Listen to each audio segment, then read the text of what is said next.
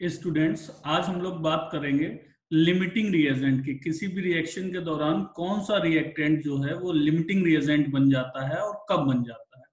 तो जनरली कोई भी केमिकल रिएक्शन होती है तो वो एक स्टोइचियोमेट्रिक रेशियो को फॉलो करती है। फॉर एग्जांपल, अगर हम कोई एक केमिकल रिएक्शन देखें, carbon plus oxygen forwarded to carbon dioxide, carbon और ऑक्सीजन आपस में जलकर CO2 बना रहे हैं, तो यहाँ पे आप देख रहे हैं कि इनके स्टोइचियोमेट्रिक कोएफिशिएंट जो है कार्बन का 1 है और ऑक्सीजन का भी 1 मोल है। मतलब ये रिएक्शन के दो रिएक्टेंट्स 1:1 के रेशियो में रिएक्ट करते हैं। इसका मतलब है कि दोनों का 1 मोल आपस में कंबाइन करता है।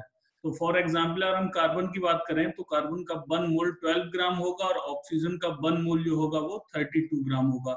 It means 12 gram of carbon combines with 32 gram of oxygen to give 44 gram of carbon dioxide. तो ये एक स्टोइचियोमेट्री होगी कि 12 ग्राम ऑफ कार्बन हमेशा 32 ग्राम ऑफ ऑक्सीजन से ही कंबाइन करेगा CO2 बनाने के लिए। तो अगर अब आप कोई भी रिएक्शन कराएं और कार्बन और ऑक्सीजन को इसी रेशियो में अगर गर्म कर दें, फॉर एग्जाम्पल आप 12 ग्राम की जगह 24 ग्राम कार्बन ले लें और 32 ग्राम ऑक्सीजन की जगह 64 ग्राम ऑक्सीजन ले लें, तो आपको 88 ग्राम कार्बन डाइऑक्साइड मिल जाएगी और रिएक्टेंट में कुछ नहीं बचेगा। और इसको आप ऐसे भी कि इनिशियली हमने जो लिया इनिशियल अमाउंट जो हमने लिया, कार्बन के 24 ग्राम लिया, ऑक्सीजन के 64 ग्राम लिया और कार्बन डाइऑक्साइड का 0 ग्राम होगा क्योंकि अभी बनी नहीं। आफ्टर कंप्लीशन ऑफ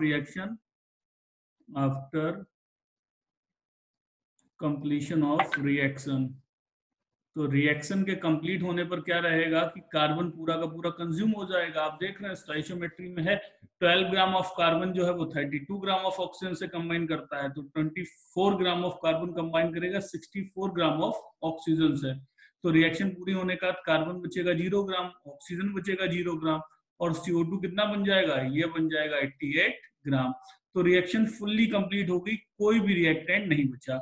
लेकिन इन केस अगर ऐसे किया जाए आपको कि रिएक्शन यही कराई जाए, कार्बन और ऑक्सीजन को जलाकर CO2 ही बनाया जाए और कार्बन आपको दे दिया जाए 12 ग्राम, ऑक्सीजन दे दिया जाए आपको 1000 ग्राम, तो कितना CO2 बनेगा? तो इनिशियली ये है कि अभी रिएक्शन स्टार्ट नहीं हुई तो आपने इन्हें मिक्स किया, अभी तो CO2 बनी नहीं।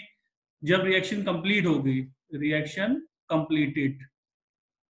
जब रिएक्शन कंप्लीट हो गई तो देखिए 12 ग्राम ऑफ कार्बन कितने ग्राम ऑफ ऑक्सीजन से कंबाइन करता है। 12 ग्राम ऑफ कार्बन आपको पता है, स्टोइचियोमेट्री बता रही है कि 1 mole of carbon will combine with 1 mole of oxygen, और 1 मोल ऑफ ऑक्सीजन कितना हो गया 32 ग्राम, और 1 मोल ऑफ कार्बन कितना हो गया 12 ग्राम। तो 12 ग्राम ऑक्सीजन कंबाइन करेगा 32 ग्राम ऑफ ऑक्सीजन से।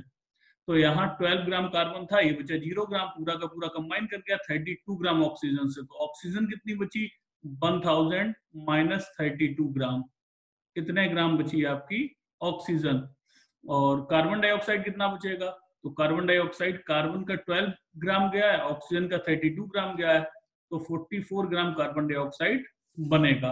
तो इस रिएक्शन के दौरान देखिए कार्बन क्या है, कार्बन तो पूरा खत्म हो गया। ऑक्सीजन कितना बचा, ऑक्सीजन बचा है 968 ग्राम और CO2 मिली है हमें 44 ग्राम। तो कौन कंज्यूम हो गया पहले, कौन इस रिएक्शन में क्या था कि रिएक्टेंट्स जो प्रेजेंट थे वो स्टोइचियोमेट्रिक रेशियो में नहीं प्रेजेंट थे, तो पहले कौन खत्म हो गया, कार्बन खत्म हो गया। तो इसने रिएक्शन को लिमिट कर दिया। अगर कार्बन और होता तो रिएक्शन अभी और जाती, क्योंकि ऑक्सीजन तो एक्सेस में है, ऑक्सीजन ज्यादा है। कार्बन खत्म हो गया तो कार्बन ने रिएक्शन को लिमिट कर दिया। तो during the course of a reaction, a reactant which consumes earlier or the one which limits the reaction is called a limiting reagent। तो इस रिएक्शन में लिमिटिंग रिएजेंट कौन हो गया, लिमिटिंग रिएजेंट हो गया इसमें हमारा कार्बन, क्योंकि ये पहले खर्च हो गया तो ये रिएक्शन को रोक दिया। अगर और कार्बन होता तो रिएक्शन अभी और जाती, क्योंकि ऑक्सीजन तो बहुत है। अब अगर हम बात करें कि किसी भी क्वेश्चन में आपसे पूछा जाए कि प्रोडक्ट कितना बनेगा, तो वो दो रिएक्टेंट में से हमेशा लिमिटिंग रिएजेंट से ही निकालते हैं। For example how many moles of CO2 carbon dioxide will be produced on burning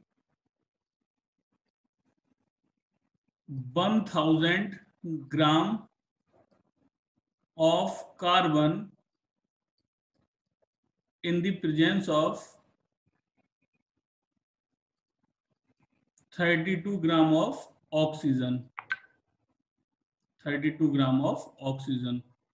तो यहाँ पूछ रहे हैं कि कार्बन ऑक्सीजन की रिएक्शन करा रहे हैं हम लोग और CO2 बना रहे हैं तो इनिशियली कार्बन कितना लिया हम लोगों ने बेटा? कार्बन लिया 1000 ग्राम, 1000। ऑक्सीजन कितनी ली? 32 ग्राम। और अभी CO2 तो जीरो होगी, रिएक्शन स्टार्ट नहीं हुई।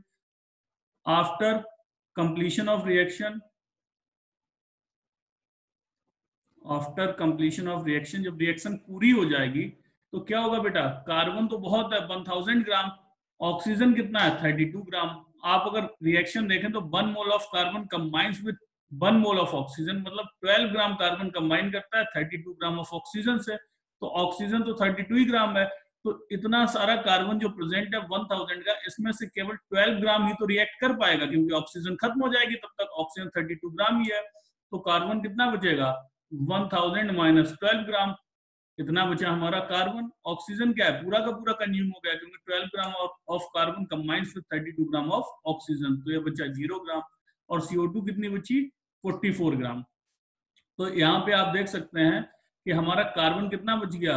988 ग्राम कार्बन बच गया। ये पूरा खर्च हो गया ऑक्सीजन, और CO2 बन गई 44 ग्राम। तो इस रिएक्शन में अगर देखा जाए तो लिमिटिंग रिएजेंट कौन है?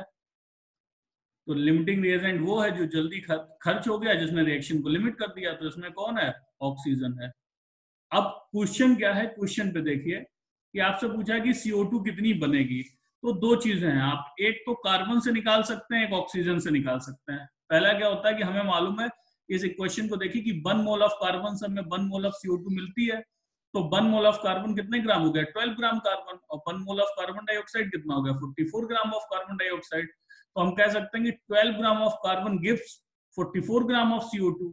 तो हम 1000 से निकाल सकते हैं कि 1000 ग्राम कार्बन लिया है, 1000 ग्राम ऑफ कार्बन से हमें कितने ग्राम CO2 मिलेगी, पहली चीज।